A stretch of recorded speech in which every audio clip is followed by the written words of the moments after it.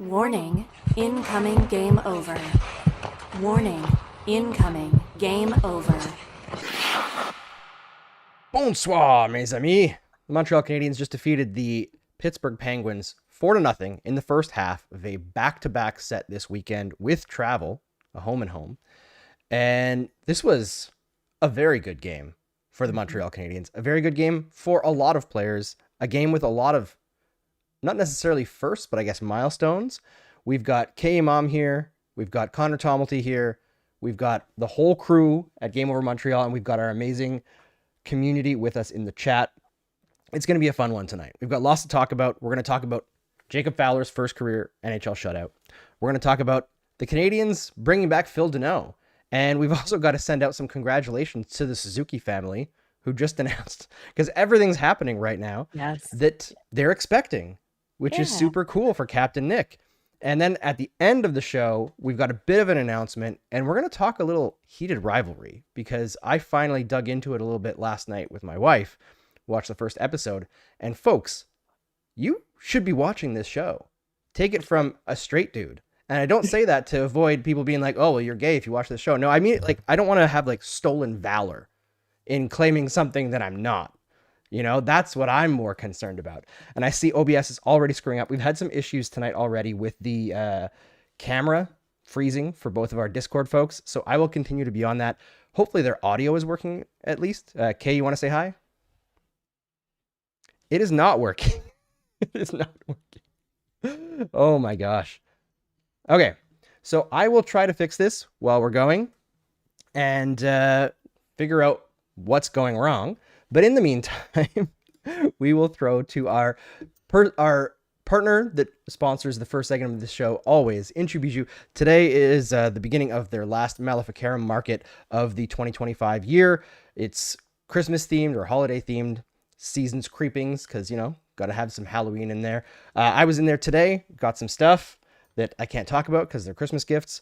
But yeah, let's talk about Inchu Bijou quickly. At the famous chateau at 4000 Rue Saint-Ambroise lies one of Montreal's coolest secrets, a glamorous Gothic jewelry store owned and run by women.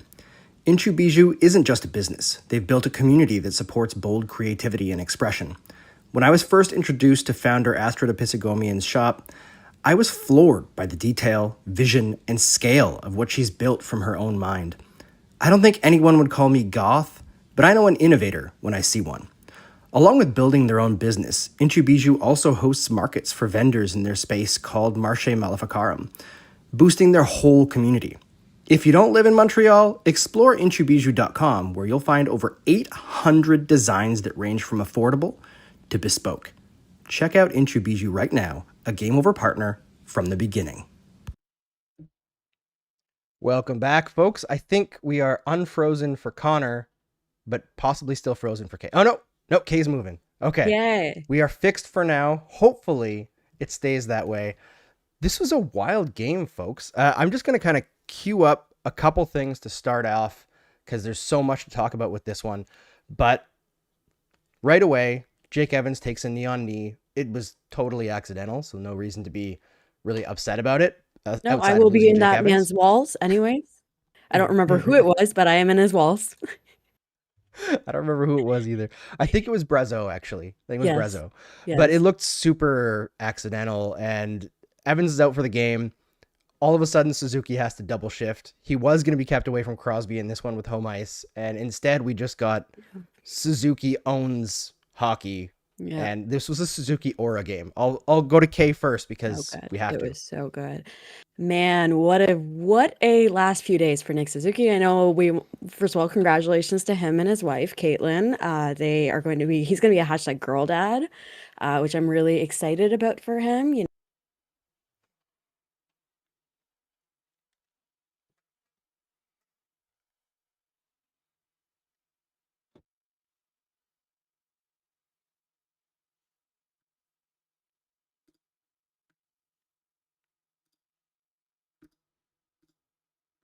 know, I saw him really showing off. Like, you know that meme that's like, let's blank with mama? Like it was like that, but like let's like defend well and play good offense with mama. And it's like mama is Sidney Crosby, like he's showing off. It's just really fun. It was really good to see. I love seeing a Nick Suzuki aura game, and this was an aura and let's play with mama game. I'm sorry, guys. I'm so out of it today. It's gonna be a hell of a show. Let me just give you a heads up. It's gonna be a hell of a show here. We talked about heated rivalry before the show, and that we were going to talk about it. And Kay was like, "Permission. We're going unhinged tonight." Connor, how do you feel about Suzuki tonight? Same way I always sort of feel about Nick Suzuki. I'm just like, Isn't that the case? can we just stop talking about like Team Canada and Nick Suzuki for a little bit? I need to stop hearing that because I'm just like, if you don't put him, like I was, okay, I had a drink before the game, which I usually will do because I'll have like a whole shift during the day and then I'll come home, I'll have a drink, I'll watch the game, and that'll be it for the night. And I always do like the drunk uncle thing where I'm like, I don't care if he's the fourth liner. And I don't care. Just put him on your team. He averages a point per game. I don't want to hear it. He's a stand-up guy. He's a good. He cares about the community. He's learned French. I'm just pulling stuff out of the to more support to Nick Suzuki bag that I have. Yeah, it was just another great game. Like when I saw like the first person like tweet out or post out like on Blue Sky, Suzuki's double shifting. I was like, oh. Well, great. Like, poor. I just sort of feel bad for him, but at the same time, like he's super capable of just doing that, as he showed tonight. He's just like, Mhm. this is a very much a team of. There doesn't really seem like there's too tall of a task at times, which is how young everybody is and where we set the bar. But Nick Suzuki just came. He met it tonight. Like we said, a lot of people had good games tonight. The only issues I really saw tonight on the broadcast was the broadcast itself via the audio of Sportsnet, and I'm saying that as somebody who doesn't exactly watch the games legally. So it was really, It's if even worse. everybody, it's even worse. Yeah, it was even worse when I'm streaming it through. Actually, you know what? I'm not going to give away my trade secrets as to how I don't give so much money to the big three like monopolies of this country, so I can watch my silly little Canadians play their silly little games. Beyond legit. And like in that same vein, I don't know if you guys saw in Montreal a few days ago, there was a group dressed as like Santa Claus and elves that went into Mhm. I think it was a Loblaws, and stole over $3,000 worth of groceries and then gave it to I like saw homeless that. shelters and stuff. Heroes. So I saw anything that, that you yeah. can do to screw over a large company right now, in my humble opinion, or maybe not so humble sometimes, uh, good. It's about time. And I And feel like Andrew, we're yeah, go Andrew, you're ahead. saying Nick Suzuki was the one who led the charge of the elves? Is that what I'm understanding? Like, I will not confirm or deny anything. Just like Luigi Mangione, everything is alleged. So, everything. Jesus, we're on one already. oh, I know. I Really mean, good. listen, I spent this morning, I woke up this morning, I checked my phone and saw Jake Paul getting his jaw broken Yo, because there's no way I'm God. going to watch that live. And then tonight, I saw a video of Andrew Tate getting absolutely mugged by a novice Yeah. boxer, which should not happen to a guy who has totally legit kickboxing championships. But Mhm. like, today is a good day. It's a good day. Yesterday was a good day. Things are happening that are good, and I think it's good that we're all happy about it. Yeah. Very controversial take, I know. Good things make us feel good. Wow. Banger. Just, Put, throwing them out put that there. on a t-shirt. New Game Over merch. Good things make feel good. Too good. Slavkovsky, speaking of good things, another power play goal tonight. And Oh yeah, brother. it wasn't really talked about as much, but aside from just the goal, that play doesn't happen without like an extra effort from Slavkovsky on a loose puck after, I forget, was it Suzuki or Caulfield that kind of like mishandled the puck, but then he gets it back to Suzuki, which I believe passes back to Caulfield, and then sets Slavkovsky back up in the middle of the slot to whip it home for the 1-0 goal. hmm He's just found another gear, hasn't he? Yeah. First of all, I'd like to say if it was Nick Suzuki who fumbled the puck, no, it wasn't. It was The on puck was not purpose. fumbled. Yeah. It just didn't happen. It was part of your imagination. But second of all, you just love to see this from Slav. There was a little time where Marty had decided to take Slav off power play one, and my constant refrain was always, anytime you can take a guy who has the most power play goals off your power play, you just gotta. And it was true then, and I'm glad to see that Yep. Marty's learned his lesson now. I will say one thing about Marty, because there's been a lot of own goals this season, I think, like more than the previous couple seasons. Like there's been some struggles from the coaching staff that have bled through, and that's normal for any coaching staff in an 82-game season, especially as expectations changed. But tonight, losing Jake Evans, we know Suzuki was like heavily relied on. Suzuki didn't hit 20 minutes ice time tonight. Like that's incredible bench management. And I see you're both frozen again, so I'm going to go fix that while you guys talk about Marty St. Louis bench management.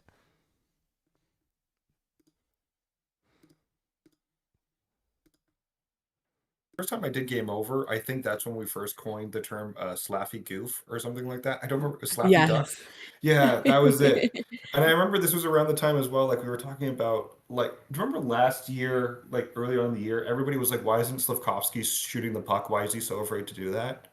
And like tonight, like not just like after he scored the goal, but there was another chance, I think like just the period later, he had like a pretty good opportunity where he just was like just beyond the face-off like circle, just rifles one towards Skinner.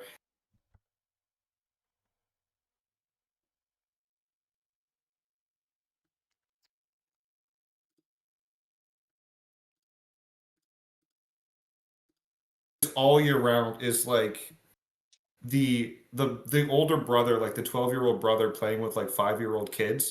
Like he just is just like throwing people off and just being like, this is annoying. I'm beyond this. Like I got stuff to do. Could you please? Yeah. Like the way that he's not exactly I'm like mad Dustin mom's Buffett, making like me brag. supervise you. Yeah. That's it. That's it. Like I'd rather be playing with my GI Joes, not trying to like keep them out of your mouths. Like I don't know how else. Actually, Andrew, am I accurate at all? I don't have children. I'm so sorry. I feel like I'm completely mad living this. But no, like yeah, Slav looks good. This is I wouldn't be surprised to say that I think this really is going to be his like what it's all wrapped and done best season in the NHL so far.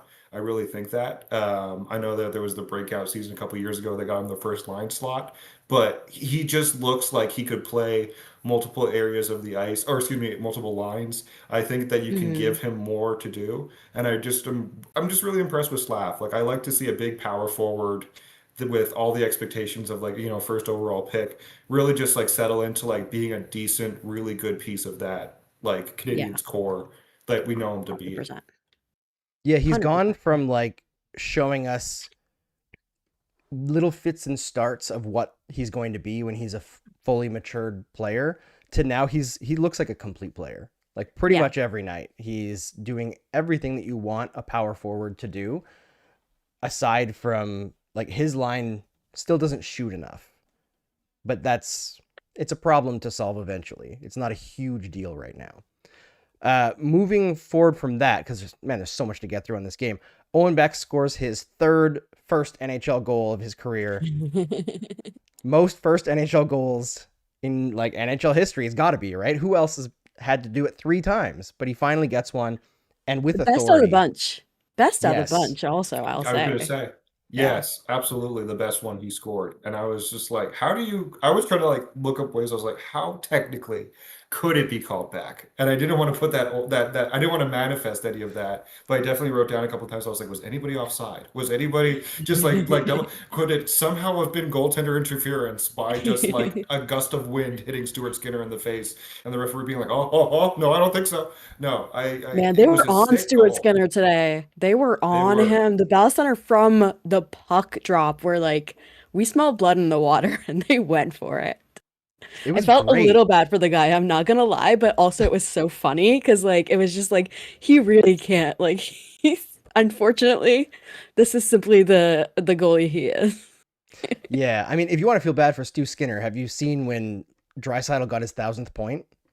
Oh Man. God, yeah. Because like Oh, they traded him to Penguins. They're against the Penguins. They're playing Stu Skinner. Yeah. Sorry. Draisaitl gets his 1,000th point. The entire Edmonton bench clears and just like celebrates so jubilant right in front of Stu Skinner, who was their teammate like 2 days ago. no, that's gotta Went to the suck, Stanley Cup man. final with them twice, and he's just like, okay. Like What do you is even do bad in luck. that moment, right? Like, what do you even do? It sucks because like they can't celebrate with him. That you Like, can't just do score. that. Yeah. If I Yeah. may, like I just think like if there is one goaltender in the league who would celebrate with that team, it's not gonna be him. I think of like a Jordan Binnington maybe doing something like that, but I wouldn't see like Stu Skinner just like trying to like Yeah. sneak in like hey, isn't that great? I helped in a way. I let it go He I in. mean, did. he did. He did. Very helpful. I mean, Dry ended up getting 4 points that night, so it's a Stu So Skinner again, game. Yeah.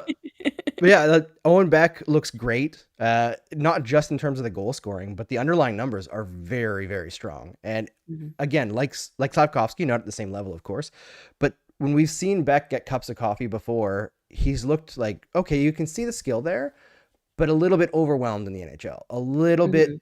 not soft, but easily moved off of pucks. He is not easily moved this year. Like, I don't No. know if he just went to the gym like crazy over the summer and really built some muscle in his legs and core, but he is solid now. And he Yeah. looks kind of like when him and Gallagher were out there on the ice together, it was mayhem. The Penguins had Mhm. nothing. And I Mhm. love that. I love that. I think it says a lot for what he can be. And I'm still years later since his draft year, my comparable for him is Jeff Halpern. That's who I think he could be. Mhm. I'll take your word for that. Yeah, I guess I'm talking to two people who probably never watched Jeff Halpern. That's okay. I know the I forgot how name. old I I am. just I probably had I know I of the probably had name, his yeah. hockey. Yeah, I probably had his hockey card at some point. I promise. Maybe. Probably like Well, one of the ones very that went good to the underrated wash. player. And I believe it was on the Beck goal? Lane Hudson also gets his 100th point of his He career. does. Only 118 games. This Insane. guy is As a defenseman. unreal. As a Oh my God, defenseman, I need I know. remind you? On a It's He's rebuilding the team, by the way. on a fifth rebuild. fastest defenseman to 100 points or something like that, right? That's what it is. Yeah. Yeah. Crazy. And Crazy. like everybody ahead of him was like in the 80s. It's like Mark Howe and Brian Leach and guys who played when every game had 9 goals, you know? Oh, hold on. You're frozen again, Kay. 1 sec. Because when it OBS is freezes, it also mutes your audio. So I don't know if it's OBS that's screwing up or if it's Discord that's screwing up, but it is a broadcast that I'm having to manage quite a lot. So I noticed that Ramelli in the chat was saying that Sportsnet had a terrible like tech issues tonight. We're having terrible tech issues, so we are equal to Sportsnet, which frankly, considering there's one person running this broadcast as opposed to probably at least 50, I would say, that work for Sportsnet live, probably more like 100 to broadcast Probably. live. Probably, yeah. I feel like we're doing a better job here. And I feel also like we we're have no managing. Gary Galley. And that makes all the difference. It really does. I'm No not one gonna here lie, is And no taking sometimes betting ads, no Ozempic ads no and betting ads. intermission.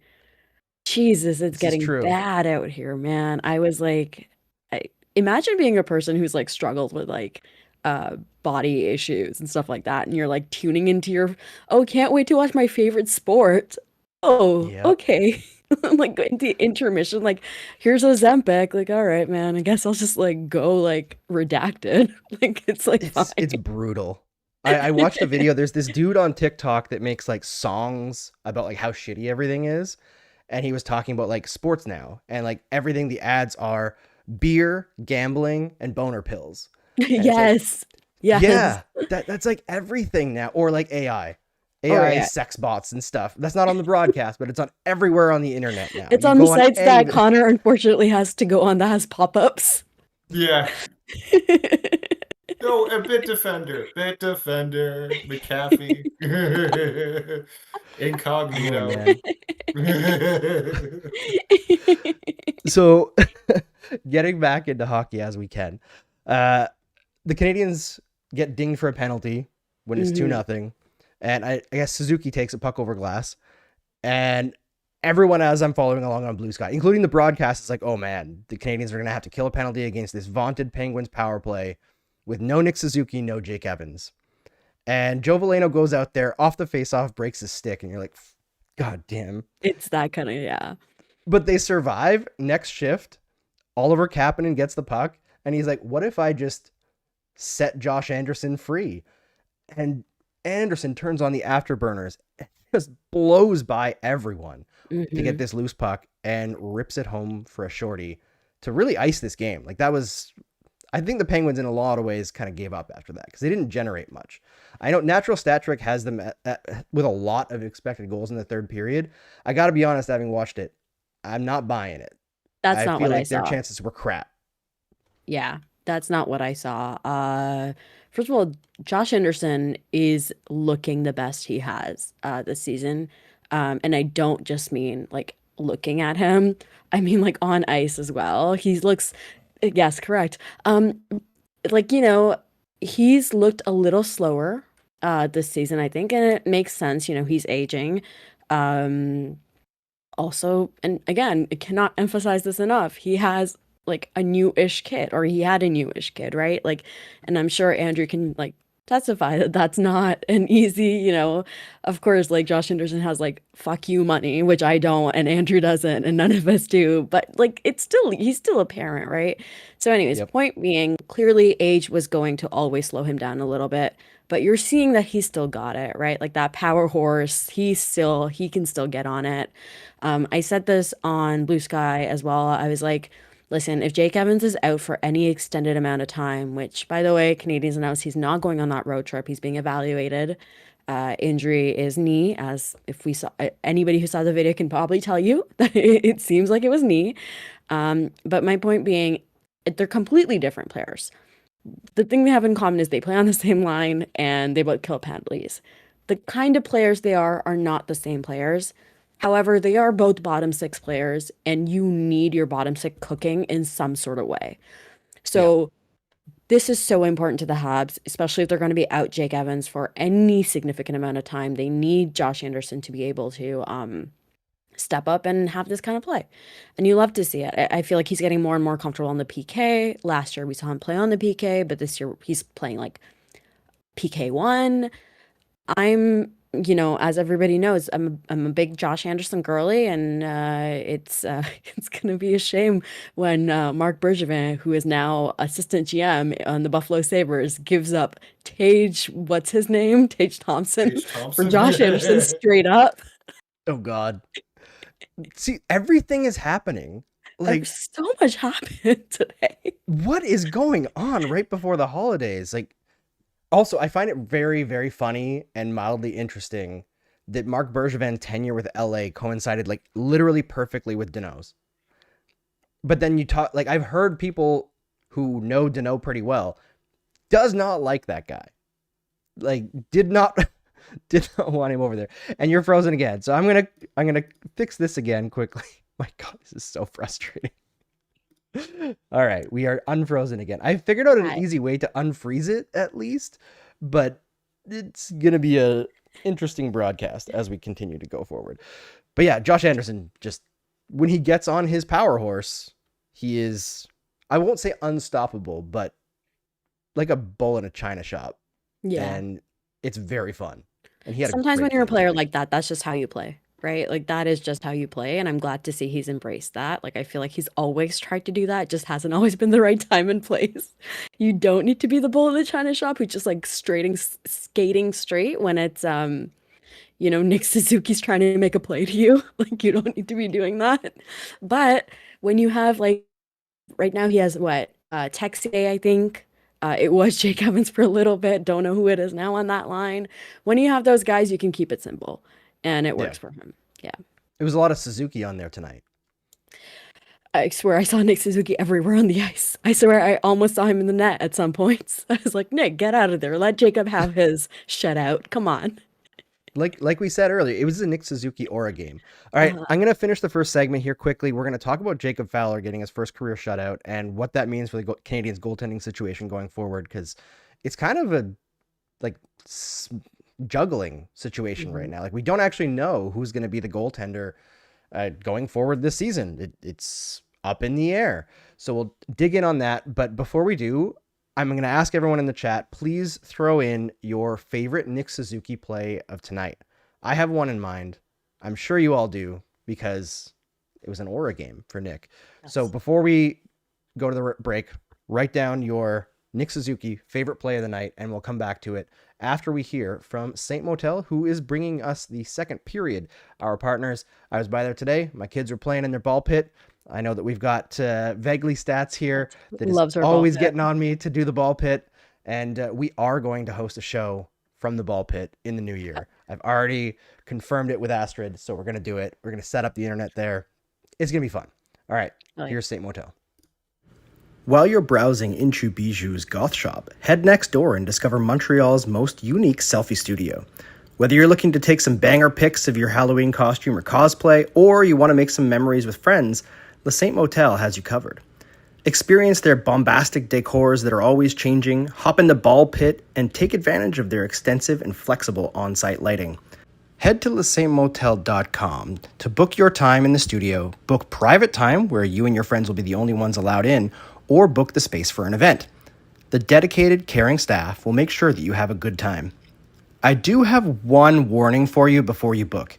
If you have kids, they won't want to leave. Whether you're at the Saint Motel or in Bijou, tell them Game Over sent you. Welcome back to Game Over Montreal. I am Andrew Berkshire. I am here with Imam and Conor Tomalty. Please like the stream if you like what you're seeing here, what you're hearing here, aside from the constant freezing from OBS or Discord, whichever one it is. But if you like what we're saying, if you like the tone of the show, the vibes of the show, give us a like, hit subscribe. It really does help us out. We are stuck trying to grow through the algorithm, and that sucks. So any help that you can give does help us out. But let's dig in on Nick Suzuki's best play of the night so far. My pick, okay, Moose Bud says the block up 3-0 in the third to save the shutout. Yeah, that was awesome. But last time he did he messed something up though. It was versus the Flyers. I couldn't help but think about that. Remember, it was versus the Flyers. They were winning near the end, and he just blocked one. Everybody was like, "Wow, what a captain!" And yes, what a captain. But I'm knock on wood, it's all fine. But that it's a team. You still see that, yeah. It was great. But my favorite play was actually a little bit earlier than that. He gets the puck up on like the half wall almost. And there's a Penguin coming in his own zone to hit him. And he's got him lined up. And Suzuki just does a spinorama. And fluidly within the spinorama, he finds Cole Caulfield, who's breaking out of the zone, and puts a perfect backhand pass right onto Caulfield's tape to cleanly exit the zone. And it was just so Nick Suzuki in that it was both efficient and beautiful. And it's just like peak hockey. Like so smart. Yeah, I try to refrain from saying like saying I have like a favorite player or whatever, because frankly I'm almost 39 years old. It feels weird to say I have a favorite NHL player, but in terms of just pure watchability, it's hard to argue against Nick Suzuki because he's just does everything right, offensively, defensively. He's so composed, and the leadership that he just exudes throughout is incredible. And I cannot say enough good stuff about this player. Yeah. I mean, you're Andrew, you're talking about that in the back of my head. I'm just hearing the brilliant coining of the term from Kay of just meow meow in the back of my head, just like rotating like this. But it's like that sound on TikTok that goes like meow meow meow meow. Like it's just in my head. Like as soon as you said like efficient yet beautiful, I was like, that's the definition of meow meow.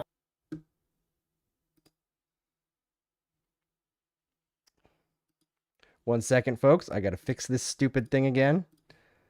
Oh my gosh. All right, we are back. We're back. Yeah. Everybody's working. Yeah. I think something that you can just like really, and again, don't get me started on Nick Suzuki, but I think something you can just really appreciate about that guy is I'm finally starting to see love from around the league for Nick Suzuki in a way that I'm like, I never thought I would say this, but John Cooper had it right. I hate admitting that, but John Cooper truly is a Nick Suzuki lover. Like he genuinely is. He in the Tampa Bay series, in that magical little run, right then and there, he essentially was like, "Hey, I love you," and I was like, John Cooper, John Cooper, my beloved. Fine, I guess I'll let you have this. My point being is, I think finally people are starting to see it because he's the kind of player that's like he's not scoring like sick, like beautiful. Well, he is. He is scoring some sick, beautiful goals, but the majority of what he does for this team is just not that. And I think people are finally starting to see it. And yeah, I'm gonna get started about Nick Suzuki again, so I'm not going to, and I'm gonna let this conversation pass me by. Yeah, Montreal MUFC in the chat says Nick Suzuki's game is genuinely moving towards Patrice Bergeron territory. And frankly, I remember when that comparison was made early in his career, and I was like, let's not go there. We can start going there. Mm-hmm. Mm-hmm. He's getting Dare I there. say it? Yeah. Dare I say I it? think the one comparison I would have, just having Sidney Crosby there. I'm not saying Nick Suzuki said Sidney Crosby. I'm not doing that. Breaking I just want to news. see. I said breaking news. But I think the thing is, it's like think about that. Somebody who plays the game the right way and does all the little things. Like Mm-hmm. who, like growing up, that was not to make anybody who's over the age of 30 feel bad that I said growing up watching Sid the Kid play. You really had to think to yourself, like, yeah, like you read stories about Sidney Crosby, and he was an A+ student. He was a standout guy. He was learning French when he went to the queue. He's always played the game the right way. He's first guy in, first guy out. And I just think of like when people describe Nick Suzuki, like there is that sort of characteristics about his character where it's like he's a guy who works hard. He doesn't get soft on pucks. Like he's a hardworking guy. He does all the small things. He's such a smart player. It's just these comparisons where I'm like, it is nice to say, as Kay's pointed out, the recognition that Nick Suzuki is getting, because it is well Mm-hmm. deserved. That it's been so long that like the Habs market, of course, we're gonna harp on it because we're the Habs market. But like at times, like I have friends who are Maple Leafs fans. They're like, yeah, I gotta give it to you. Nick Suzuki's not bad. Like, and that's saying something. That is really saying something.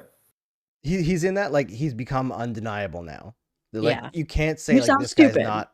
You sound Yeah, stupid if you try to deny it. You can be an asshole about it. You can give all these qualifiers if you want. But at this point, you just sound like you don't know puck. If you're like, oh, Nick Suzuki, not a first line center. yeah. Okay. Since the Four Nations face off, I would argue Nick Suzuki's been like a top 10 player in the NHL. I would agree. I would agree.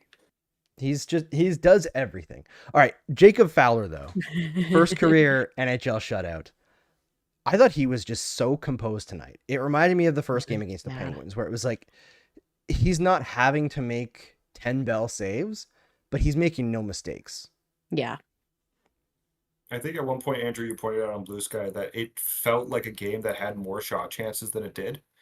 And I think it's because the scoring chances were still there. It was still opportunities on both sides for both teams to score. Jacob Fowler just held his own. Like there's like Yeah. the cross crease early in the game from Carlson, just stands tall on that one, or actually like he was in the butterfly technically, but he shuts the door on that one.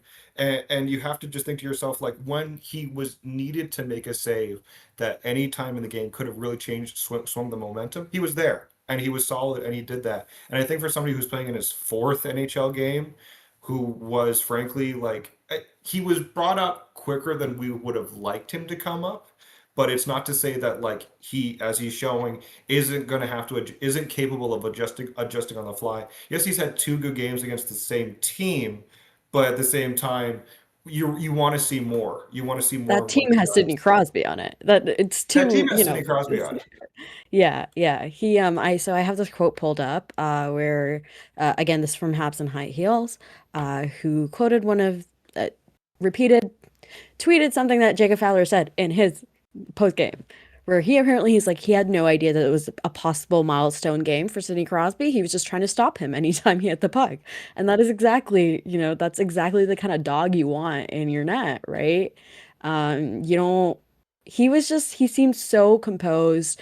Um, One of those penalty kills, obviously, they got the shorthanded goal, but the other one, he was doing a lot of work on that penalty kill. I think in the second period, especially, they made him work. It wasn't simple saves. He had to be very, very precise about rebounds. He had to be very controlled with his movements, because he's facing off against, I would say, still one of the smartest players in the game. Maybe not the best anymore, sure, but still one of the smarter players in the game.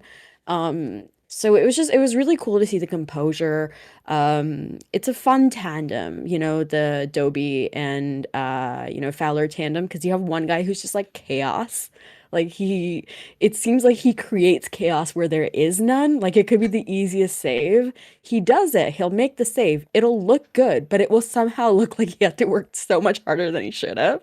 Um, Yep. and then you have Jacob Fowler who's making all these like super efficient movements.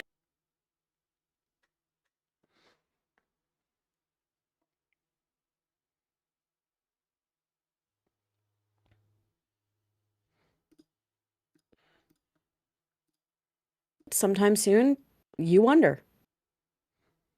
Yeah. I have to Yeah. say There's at some point you're gonna have to figure out who your two guys are going forward, and Montembeault is facing an uphill battle right now. Unfortunately for him, because he just kind of secured that spot last year as the starter, but now he's got two guys who are out competing him, and I don't know if the plan is to keep Fowler up all season or if it's just to kind of see what he how he reacts and see how motivated he is going forward. But I'm loving seeing what they have. It looks really damn good.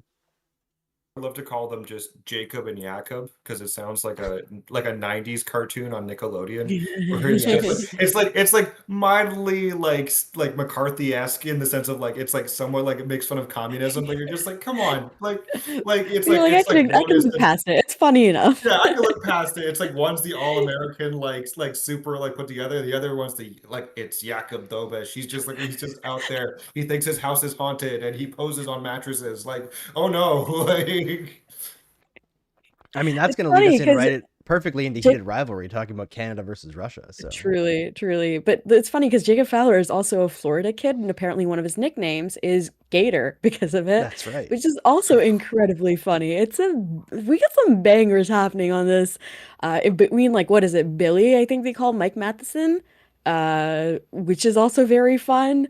There's a redacted nickname for Cole Caulfield that we aren't supposed to know, but we know. I don't know this. You don't know this you one. don't know this? No. So you don't know this one? Maybe I Okay, do, and surprised I you don't just know don't this one. remember. I think we're far enough into this broadcast where I can say it. Apparently, Shea Weber gave him the nickname the Cock, which is a very funny nickname. There it is. Why? Why, Shay? That's what I want to ask. Anyway, some really fun nicknames happening. I gotta give everybody a heads up, by the way. I got like 3 hours of sleep last night. I am going to say some insane things today. No, but it's People true. love it. This was announced at like a golf tournament. Like this is not like this was like last year at a golf tournament. Somebody was just like he was just like, yeah, Shay calls me the cock, and like nobody understood why. And I think it's just because Cole Caulfield just gets the cog like real quick. Well, and I he don't just- want to speculate on why he's called that. Well, that's fair as well. I mean, the guy's not that tall. I'm just wondering. Anyways, That's why heated it's on rivalry.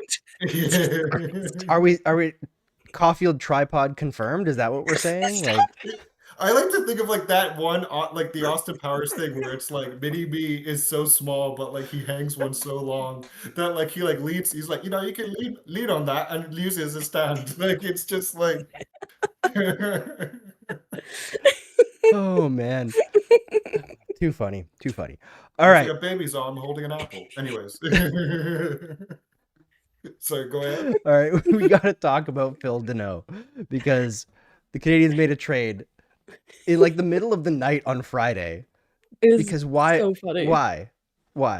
But anyway, they made a trade. So let's switch over to the third segment here. All right, the third period has begun. You're watching Game Over Montreal. I am Andrew Berkshire. I'm here with Conor Tomalty and Imam. And if you want to support us, this small group trying to make cool stuff here at Game Over Network, we have a Patreon that you can find in the description of this video, or if you're listening on the podcast, the description of the podcast. You can also go to our YouTube page or our homepage, thegameovernetwork.com. There's links everywhere to the Patreon. We also have links to our Discord where you can come in and chat with us. And if you also like, this shirt, this is a Game Over Montreal shirt that you can find on our website, the Game Over Montreal, or the Game Over Network, .com. We also have beanies because it's winter and got to stay warm because it's friggin' cold out here. I don't know what you guys in Ontario, okay, but we've had some all up and down crap Yeah, because that's the way winter is now. Yeah. But anyway, Phil Deneau. He's back with the Montreal Canadiens. Hell yeah. Interesting situation because Mhm. the last 2 years in LA, he was great. Like Mhm. legitimately very great. Good offensively, good defensively. In the playoffs, money. This year, new coach. He kind of seems to be pushed down a little bit, and he's had a terrible year, like Yeah. offensively and defensively. It looks rough.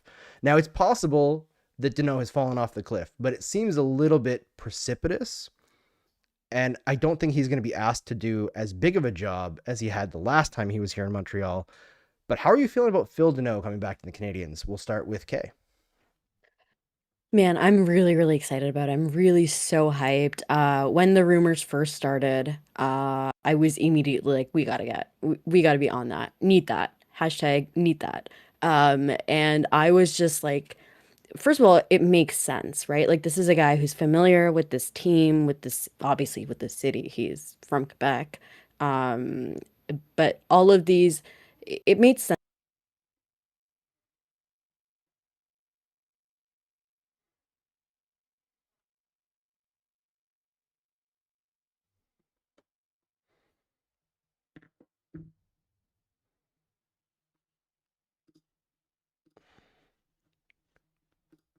Any sense.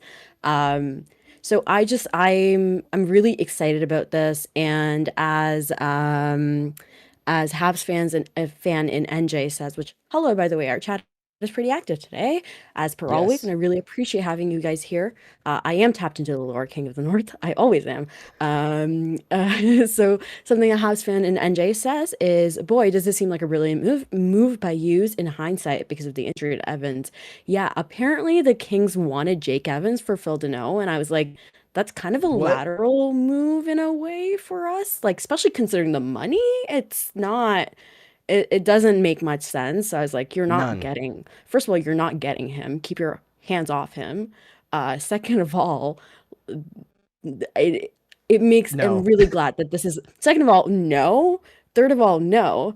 Jay Fresh posted a tweet. And like I think Jay Fresh has just developed this antagonist relationship towards the Habs fandom because like when the great wars of Nick Suzuki were happening, like that was a warrior against on the other side. That's turned I out was in well the for him. trenches. Yes, so yeah, apparently. So he said something and like he was quote retweeting something. Somebody, a Habs fan was like, "We're not giving up Jake Evans for Phil Deneau." And he was like, I think sometimes I forget that Habs fans act like Jake Evans is like great, except instead of like a bottom six center who has average numbers, they act like he's Jesus Christ. And like one of my friends quote retweeted it after the Deneau trade and was like, "Well, now we have Phil Deneau and Jesus Christ, so now we got both." And listen, if Jesus Christ is injured, something happened with his knee, we got Deneau. Don't know how If I ended up Jesus here. Connor, Christ is you take it. injured. Connor, you take it. Don't know how I ended up there. You take it, buddy. Like they told me, ba-ra-ba-bum-bum. It's the Like, what did season. you want? 'Tis the season. Oh my God, Jesus Christ. I think of like, I don't know if anybody's ever seen the movie The Heat with Melissa McCarthy and Sandra Bullock, but like, because it's based in Boston, there's like all these like Jesus doing sports images where it's like Jesus hitting a home run in like Fenway Park. And like, I can't, there's this thing, like the other Jesus day on, Christ killing penalties. oh no, he's at the. Oh, trust me, he's at the Garden, but he's. I don't think he was. Yeah, Jesus Christ, killing penalties essentially. Hey, look, Andrew. I know it started with us doing Cole Caulfield, and it's gone into Jesus Christ having a knee injury. But I'm here for I'm it. so And sorry, everybody.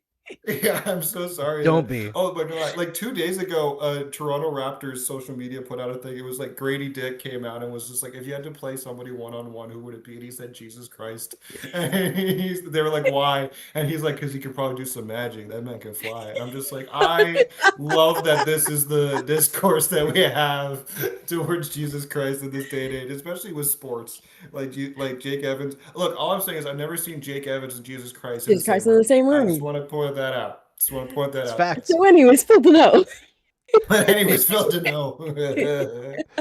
Oh man, I see. Ramelli mentions that he heard that Deneau's underlying defensive numbers are still pretty good this season. I haven't had a chance to like dig in too deep. I looked at like the evolving hockey player cards and just like goals above replacement and stuff. And like the catch-all stats don't look great. But again, like the catch-all stats don't look great for a lot of guys who are bottom six defensive specialists, especially when you're not scoring goals, because Danault's have been really snake bit this year. And we've seen that before in Montreal, and people get freaking out about it. And then he goes and pushes them to a Stanley Cup final by being the most ridiculous defensive player of all time. Like I'm not worried about Danault like losing his fastball, because the fastball was never the point. If that makes sense. I think you're freaking frozen again. 1 second. This is very, very frustrating for such a fun show to have to manage that. It adds to the charm. It truly adds to the charm of it. I mean, what I will say is that I am actively fixing it continually, whereas Sportsnet let a ridiculous reverb for almost the entire game that was bad. Like, unlistenable bad. So bad. At least we try to fix things and temporarily successfully fix them. We're trying. Yeah, but I'm for it. I think this is a good move. I think that there's been some casting this as chasing Francophone players or chasing Quebecers, and I think that that's kind of dumb. I Not guess even worth arguing. It's not, but I guess people are saying like within the context of also bringing in Texier, but like, okay, is anybody upset about Texier? No. Like, No. Was there another player available that we're like, oh, we missed out on that guy? Not really. Like, he was an available free agent, and he's been money. And I know that Mason Marchment was also just traded, but he has 4 years left on his deal. So, like, it's a different situation than Phil Danault. And there's a certain quality of having a known quantity in bringing Danault back, right? He knows what it's like to play in Montreal. He knows what it's like to lose in Montreal and to win in Montreal. So that's something there. The expectations aren't super high for him. Like right now, it's you got to replace Jake Evans. Yeah. I don't know what other points of discourse that we've heard prior to I would say the last 48 hours with the Habs, but it's been just like them going through like the losing streak, and you have to think to yourself like one of the points I think what I'm trying to say is I saw people talking about the Habs cannot emulate the Sabres in the sense of like just sticking to a youth movement. And Phil Danault is not the long-term solution, but he is a veteran forward with experience, and as Andrew has pointed out, winning experience in this city. And if you are going to have a group of guys where you need to learn from that, like one of the big voices in the room is gone in David Savard. Like it's not going to be like that's not like what he gave on the ice is not something that is easier to replace than what he gave in the locker room. I'm not saying Phil Danault comes in and does that, but he is somebody who can be like a solid head on the shoulders who, is Quebecois, but I really don't think that was the point of this trade either. And just having him is a good thing because he's a sound voice in the locker room. There isn't this huge point of emphasis for him to have to contribute anything other than just really solid defense. And yeah, like truly, like I think a lot of people are just like happy to have Danault back. Like I was really sleepy when I first saw the fact that he was traded. I was just kind of like, what? Why? And then I had coffee and I was like, brilliant. Like, I was just like, yes, I concur. Like, I didn't know it was really early in the morning. I didn't know words, but I was just like, yeah, Phil Danault, this makes sense. And now, yeah, in hindsight with Jake Evans, don't knowing what he's going to be, knock on wood, he's okay. You need somebody like that. They need him. They need him to be, I would say too. Yeah. And Bernardo Saunier in the chat points out correctly that Texier is not Quebecois. He's French. Yes. So it's which I forgive the French for that one reason. Yeah, and like let's say if this narrative is correct, if the Canadiens are more intent on adding Francophone players, whether they're French or Franco-Ontarian or Franco-Manitoban or Quebecois, if they do that and every single time it seems like it works out really well, who the F cares? Like Alex Carrier was a huge factor in them making the playoffs last year. Texier, if they make the playoffs, is already a pretty significant factor in getting them out of the rut that they were in. Now Danault joining the team, it's probably going to be, again, a significant factor in getting them to the point where they get some more healthy bodies back. So I understand, having watched the Montreal Canadiens for a very long time, that there's a group of the fan base, or like a cohort, that thinks that that chasing francophone players is what got them into a mess in the 90s, and that they prioritize that over winning. Does anyone truly believe that Kent Hughes is going to prioritize anything like language over making the team better? Because I see zero evidence for it. I mean, that's it too, is like there's nothing in the record of this front office that makes me think that. And like, sorry, is to go back for a second, something that I think Connor very rightly drew attention to was the experience factor of this all. Something that this team is now at this point of is struggling with maturity. They're having trouble finishing games, right? Like they're having trouble understanding that other teams can also play hockey. Sometimes it seems like they're just like getting caught up in that. And you have Nick Suzuki, Brendan Gallagher in a prayer and a dream, really, because we have other older players. I don't want to like say from the outside what it is.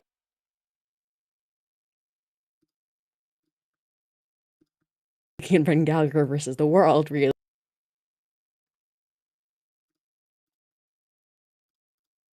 Let me correct myself. It's just he doesn't have the same like grew up in this city kind of thing, like in this team. Nick Suzuki has spent like most of his career on this team. Brendan Gallagher obviously is just Brendan Gallagher, right? I think just having that experience, and I think it's not just intangibles. I think legitimately what Phil Danault can do for this team is going to be very helpful. Ultimately, good one, buddy. Like I think considering what the C market looks like, considering how many people are looking out for a piece for their bottom six in terms of even on center, I saw lots of people coveting Phil Danault, and I'm glad that he's home. He's back. Yeah. Simple enough and correct. Yeah. I see Dronos in the chat is saying, get some likes on the stream. Agreed. We've got lots of people here. We can start smashing that like button and make sure that the YouTube algorithm pushes this video and recommends it to other Canadiens fans all across the world so that they can see how awesome we all are. And King in the North was saying they're trying to silence K because it froze you twice during that last little thing. And I was just like, get back on there. They are definitely trying to silence K. Wow. All right, let's come on, silencing women. Wow. I know. Always misogynist programming, but it's free, so that's what we have to deal with. Let's talk about heated rivalry as we shift into the overtime period quickly, and I'm going to get my partner to come over here in a minute if she can hear. I don't know if she's got headphones in. Yeah, she can. Okay. So if you've got questions or if you've seen it, throw it in the chat, opinions, whatever. But I want to get Kish in here as well. I'm going to sink my chair down so that, there we go. She can sit and be near the microphone. So we're going to look a little bit different. It's going to be a little bit cramped, but that's okay. Sorry, I got to find the right thing now because I keep on having to change the OBS stuff. All right, we are now in the overtime segment. Yeah, come over here. While we're doing that, I'm just going to let folks know what Heated Rivalry is in case they haven't been keeping up. Heated Rivalry is a show. Hello, is a show created by Crave Canada. It's funded by our tax dollars. Thank you. I'd rather fund, Yowie than anything else but my tax dollars. I apologize for the repeated use of the word Yowie. I'm so sorry, guys. Anyways, point being, it's a show about two hockey players. They're supposed to be essentially for the in-universe alternative for the Montreal Canadiens and the Boston Bruins. One of them's Russian, one of them is Canadian. And it starts with the World Juniors, by the way. It starts with the World Juniors, yeah. And it's very fun. Have a lot of fun. So technically, it's a Christmas show. Technically, it is a Christmas show because it starts with the World Juniors. And what I found super interesting is especially in the first like 20 minutes or so before it gets like really heavily into like the romance part of it. Every single situation in the show is a very regular hockey situation, but it is filmed and presented in a romantic way. And I was very impressed with like the direction from Jacob Tierney, and the writing Ooh, and yeah. acting is also spectacular. But like every single thing that they could nail, they nailed. Mhm. Even like in the shower scene, which we're going there right away, when it shows their butts, I was like, those actors, that they worked Those out are for hockey- this because they're hockey butts. Exactly. Oh, you're frozen again. God, this broadcast is trying to kill us. I swear. All right, we're back. We're back. We're so back, baby. We're so back. But I was really impressed. And I know that my wife is someone who reads the romance books. I'm a hockey person, so it was kind of fun to go like back and forth, and she'd be like, okay, this is, enemies to lovers is what they set up like right away. And I Mhm. could chime in with all the hockey stuff. And as we were going forward, we were like, what if we just reviewed this show episode by episode? Yeah. So, No, I would we're gonna do love that. to talk because I actually have opinions on the enemies versus enemies to lovers thing. So I think this might be a fun episode to do about this show because it's just such an interesting little setup. Because to me, it's more of a false narrative created for enemies who are essentially kids being set up in this way. Which is also something really interesting that we can relate back to hockey, I think, is because all these kids have now become bigger than themselves, that you see this happen with like these young prodigies all the time where now they're a myth and they're not people. So that's just a whole separate thing. But I think the show's so well done. Jacob Tierney is a genius. Rachel Reed, all the props to her because it's based off of her books. And people can try to denigrate that all they want. There's a lot of things people can say, but the matter of the fact is that is a queer woman who's managed to create something like that. So congratulations to her. And I would like to just give her credit where it's due. So yeah. 100%. And I had a conversation with a bookstore owner here that is like specializing in hockey romance specifically. It operates in the Plateau. And one of the things that she mentioned when she was telling me about this series like weeks ago, because I didn't know, this is not my area of expertise. I didn't know that it was coming until it was there. And she was saying that those hockey romance books, a lot of them are very political, and they kind of talk about some things in hockey that you don't see in normal hockey media. And you can see that in just the first episode of this show, that they are setting up conflict later on. Like the Russian character who's like a bit more confident and, like not out, but he's a little bit more risky. His family back in Russia, his older brother is like basically shaking him down for money, threatening to expose him because like being gay is not allowed in Russia. So you've got this more conservative, buttoned up Canadian kid, but the Russian is like in way more danger, let's say. And I think there's some commentary between how those two kinds of players are treated in the NHL as well. So there's so much going on in just that one There's something episode. about a race too. I think this is Yes. something that is a criticism that's been leveled at the books before. In regards to the books themselves haven't done a great job with it, but the show has, and I think that's something that they do really well. Sorry, I'm getting ahead of myself. I feel like I'm talking so much, but it's because I'm so like, this is all I've thought about since this, like, I stay up and I watch these the day that they're released. Like I am so unemployed. I have nothing to do except think about this for every single day of my life. It took us ages to get to it because parents. You have Sorry, children I'm still one. and Yes, lives. I have children and I have to household run, and it's sort of a lot of work in that it's all the work. And it's just been forever of my girlfriends going, "Oh my God, did you hear about this show?" I'm like, I know, but I haven't heard. And then TikTok turned on me and they were like, "Do you want to see these two kids from the show lip sync?" And I'm like, yeah, They're I very cute do. as well. Yeah. They're so cute. They have Yeah. matching tattoos already, by the way.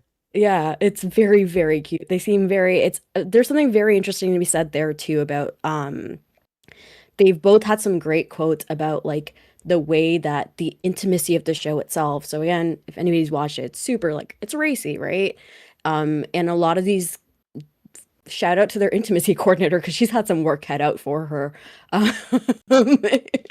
Shout out to lighting, grip, like all of those things. They've done their work really well. But they've talked a little bit about like how they just like it's allowed them to create this like really special connection between the two of them because they're two very young upcoming actors.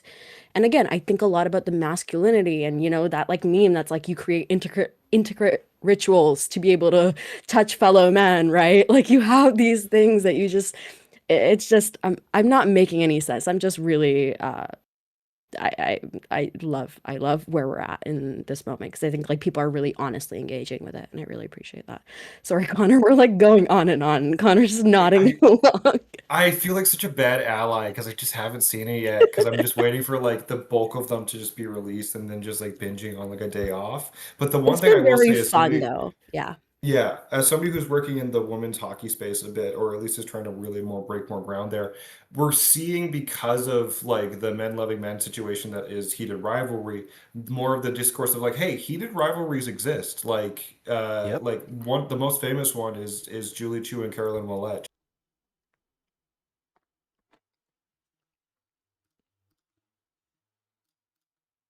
Terms of women's hockey, I would say when it comes to the importance of the international stage, it has a great importance, but we're fortunate to have the PWHL now being broadcast so frequently that when we see a rivalry series, people are like, "Oh, it's interesting to see this," knowing that they play in a respective league and that's the way that they do.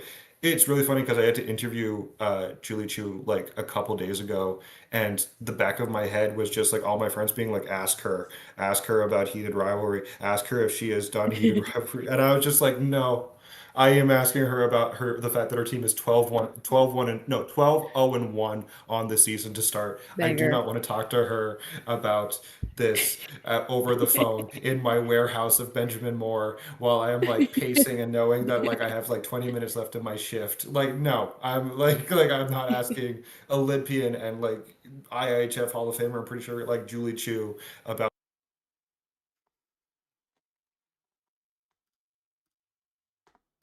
who I know who don't like sports or watching the show. Like truly, like my mom and I are gonna have Christmas dinner this week. I'm gonna broach the topic with her. Ooh, brave. I I'm a little scared to know like if she's even heard about it, and if not, if she has watched it, and Brave. I will report back. Yeah. To I mean, that end, can confirm I don't like sports. I really don't like any sports. It's hard to emphasize how little hockey I've absorbed over the years. It borders on embarrassing. So, this is the It's way in, skill. though. That's skill. Oh, That's skill. okay. So we're probably going to have some problems with the podcast side of this because I just got an error message that now OBS is not going to record the rest of this show. So we won't go Cool. too much longer. Yes. But overall, I think my takeaway with this whole thing is that hockey is very lucky that this is the thing that's going mainstream with like the romance stuff, because not only did Jacob Tierney and everyone involved in this put in a lot of effort to make it true to life for hockey, and also I think there's something interesting to say about how Crosby and Ovechkin coded the whole thing is very much so. And I feel like there's also like a little bit of the fact that the Canadian character is Asian Canadian on the Canadians. There's a little bit of Nick Suzuki referential there as well, and like the race situation and like working your way up, being seen as like a representative of something and having to shoulder responsibility that you didn't really ask for. I think there's so much good writing in just the first episode. I'm really excited to continue watching it because it's just damn good TV at the I end of also the think day. of Rachel Reed more some credit also. She has cited 100%. like looking at like Paul Carrier and like like I think that's she's cited a bunch of different inspirations and that's fair enough. I don't think you can just like nothing is original in the world. You look at the world around you to get inspiration, right? So Yeah. I do want to give her lots of credit there and I think she has like I saw this heartbreaking quote from her that was like, when I was young, I learned as much as I could about hockey because I thought it would make the boys respect me. And then, like I think I've been there. I'm not gonna lie, I've been there. And I think for her to be like, okay, I'm gonna take all this knowledge get rid of some of it because not everything needs to be realistic. Like, no, we don't need to make everything realistic, especially for a Crave show with a budget of like a shoestring, right? Apparently they weren't able to rent ice for very long. Like they weren't able to like it was Damn. hard for them. Season It 2, I'm doesn't hoping they'll look like be able to do a shoestring. little bit more. Exactly. Um so yeah, my again, I just feel like it's so important to give that woman credit because I've read the books. Wouldn't say they're the best writing in the world, but this is something she's created, and I want to give her credit for that because people have been really shitty about it recently on the internet. So I just want to I'm like preemptively getting mad at people in the comments for something they haven't even said. Well, and I think it's worth noting that like clearly she knows her shit well enough to frame things in a way that is completely digestible for a hockey fan. Like everything that happens, you're like that's a hockey thing. Like it just makes sense. Even the characters' names. What's the Russian's name again? It's like Ilya Rozanov. Rozanov, right? Okay, and the guy is Hollander. Shane Hollander, correct. Yeah, and like hockey nicknames are very formulaic. Those guys are going to be called in the room Holly and Rosie. Yeah, And it's super cute. It's super cute and it's super it's purposeful, of course, but like it's very hockey. that's based in knowledge. Yeah, Exactly. And it's not like hockey doesn't have a ton of nicknames that have that like feminine nomenclature. Nick Suzuki is called Susie often. Some people call him Zooks, but like Susie was a very common nickname for him throughout his career. So like every part of it, there's nuggets of truth in it, and that's really impressive. Before we close it out, because we probably should soon, I noticed Romelli had something in the chat like a while ago. I think he put it in like 3 times. I should say they, I don't actually know. Asking who will play tomorrow because Danault's not available and Yeah, he's they're sick, I possibly think. going to have to go 11-7. But I know that they sent Jared Davidson down today, so they could probably just call him back up. Yeah, I think it's the cap gymnastics more than anything because of where they're at. Yeah. I 100%. like that my energies has dropped now that I don't get to talk about heated rivalry. You're like, yeah, back to Philip to no, I guess. Back to Phil to no, I guess. No, it's okay. Well, listen, we'll end it with heated rivalry because Kish and I are going to do that show, and Absolutely. we're going to throw a couple names out because we haven't decided yet. We've got some production side stuff that we need to do, but Kish had a name that she came up with that I really liked, which was Forbidden Face Off. How are we feeling about that? Ooh, like that's Forbidden Face fun. Off. I like that. We like a good Not bad, right? alliteration in this house. Yeah. Alliteration's where it's at, especially when you can work in a hockey reference too. Ooh. To be fair, I also floated the ultra romance, a rink of noun. Oh my god. It's Don't ask me. Yeah, I guess it's nouns usually. A rink of court and fire. I don't know. Insert words here. Too tired. Oh, we're frozen again. This damn thing just does not want to let us do it. All right, we'll close it out there. This has been Game Over Montreal. Thanks so much to Kay and Connor for joining me here today. Tomorrow, we're all going to be back doing the exact same thing because it's the Penguins again. And I would say hopefully another Montreal Canadiens win because this weekend's very important for the Canadiens in their mission to break the Penguins' spirit and force Sidney Crosby to request a trade to Montreal. He wants to play with Nick Suzuki. His pregame quote today made it seem kind of obvious that he really is a Nick Suzuki respecter. Now, he'll probably get to play with him at the Olympics, but maybe he could play with him a little earlier than that. Hell yeah. Let's fucking go. At the pre-Olympic camps. Yes, at the pre-Olympic camp, definitely. All right, folks. Thanks for joining us here tonight. We'll see you on the next one. Bye-bye. Everyone. I have no idea if that was okay. It'll be fine.